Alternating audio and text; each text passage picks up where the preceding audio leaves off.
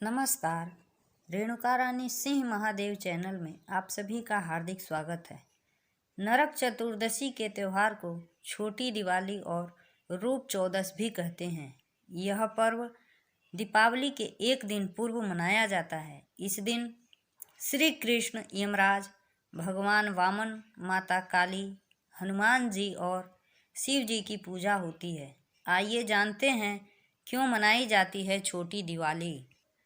धार्मिक मान्यताओं के मुताबिक एक नरकासुर नाम का राक्षस था, जिसने अपनी शक्ति का गलत दुरुपयोग करके 16,100 स्त्रियों को बंदी बना रखा था। वहीं नरकासुर के वध की खुशी में लोगों ने अपने घर में दीपक जलाए। बताया जाता है कि तभी से नरक चतुर्दशी अथवा छोटी दिवाली मनाया जाने लगा। छोटी दिवाली यानी कि नरक चतुर्दशी के दिन भगवान यमराज के साथ कृष्ण की पूजा का विधान है। इसके अलावा माँ काली और हनुमान जी की भी पूजा की जाती है। मान्यता है कि आज के दिन पूजा करने से पूर्व के कर्मों से मुक्ति मिलती है। आज के दिन यम के नाम की दीपक दक्षिण दिशा में प्रज्वलित करें। पुराना दीपक ही जलाएं। अगर आपके पास ये नहीं है तो नया दीपक भी जला सकते हैं। घर के मुख्य द्वार, बाहर, चौराहे और खाली स्थान पर दिए रखें। इस दिन को काली चौदस या रूप चौदस के नाम से भी जानते हैं। नरक चतुर्दशी के दिन रूप सौंदर्य के साथ सुख समृद्धि पाने के लिए कई उपाय किए जाते हैं। वाल्मीकि रामायण के अनुसार हनुमान जी का जन्म कार्तिक मास के कृष्ण पक्ष की चतुर्दशी को हुआ था। इस दिन नरक चतुर्दशी भी मनाई जाती है। हनुमान जी को संकट मोचन कहा जाता है। मान्यता है कि नरक चतुर्दशी के दिन हनुमान जी की पूजा करने से संकटों से मुक्ति मिलती है। इस दिन नारियल को अपने सिर पर 7 बार उतार कर हनुमान जी को चढ़ाएं। मान्यता है कि ऐसा करने से जीवन की हर मुश्किल दूर होती है।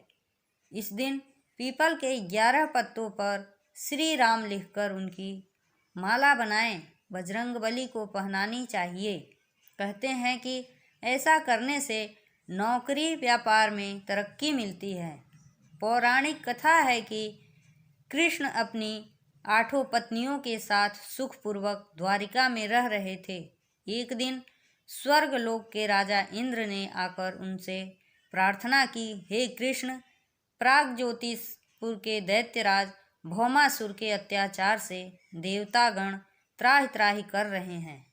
क्रूर भौमासुर ने वरुण का छत्र, अदिति के कुंडल और देवताओं की मणि छीन ली है और वह त्रिलोक विजयी हो गया है। इंद्र ने कहा, भौमासुर ने पृथ्वी के कई राजाओं और आमजनों की अति सुंदरी कन्याओं का हरण कर उन्हें अपने यहाँ बंदी गृह में डाल रखा है। कृपया आप हमें बचाइए प्रभु। इंद्र की प्रार्थना स्वीकार करके श्री कृष्ण अपनी प्रिय पत्नी सत्यभामा को साथ लेकर गरुड़ पर सवार हो प्रयाग ज्योतिषपुर पहुँचे। वहां पहुंचकर भगवान कृष्ण ने अपनी पत्नी सत्यभामा की सहायता से सबसे पहले मूर के 6 पुत्र ताम्र, अंतरिक्ष, श्रवण, विभावसु, नभस्वान और अरुण का संहार किया। मूर दैत्य के वध हो जाने का समाचार सुन भौमासुर अपने अनेक सेनापतियों सहित और दैत्यों की सेना को साथ लेकर युद्ध के लिए निकला। भौमासुर को स्त्री के हाथों मरने का श्राप था, इसीलिए भगवान श्री कृष्ण ने अपनी पत्नी सत्यभामा को सारथी बनाया। घोर युद्ध के बाद अंत में कृष्ण ने सत्यभामा की सहायता से उसका वध कर डाला। इस प्रकार भौमासुर को मारकर श्री कृष्ण ने उसके पुत्र भगदत्त को अभय दान देकर उसे प्राग ज्योतिष का राजा बनाया।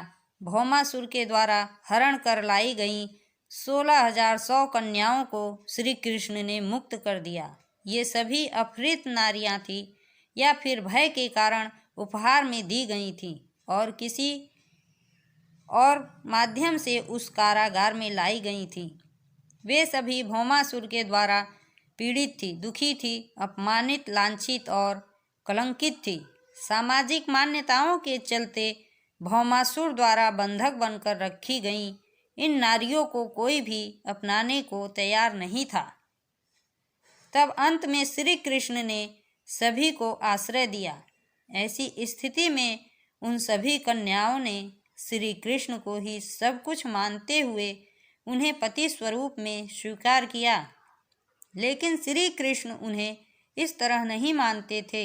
उन सभी को श्री कृष्ण अपने साथ द्वारिकापुरी ले आए।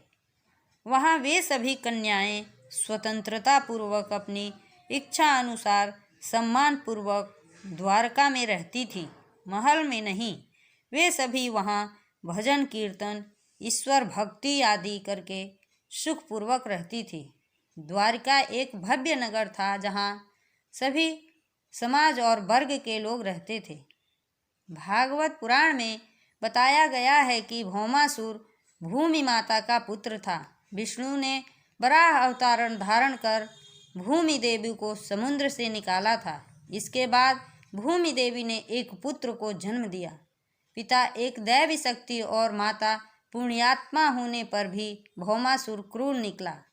वह पशुओं से भी ज़्यादा क्रूर और अधमी था। उसकी क्रूरता के कारण ही उसे नरकासुर कहा जाने लगा। इसी के साथ मैं अपनी वाणी को विराम देती हूँ। जय हिंद, जय भारत।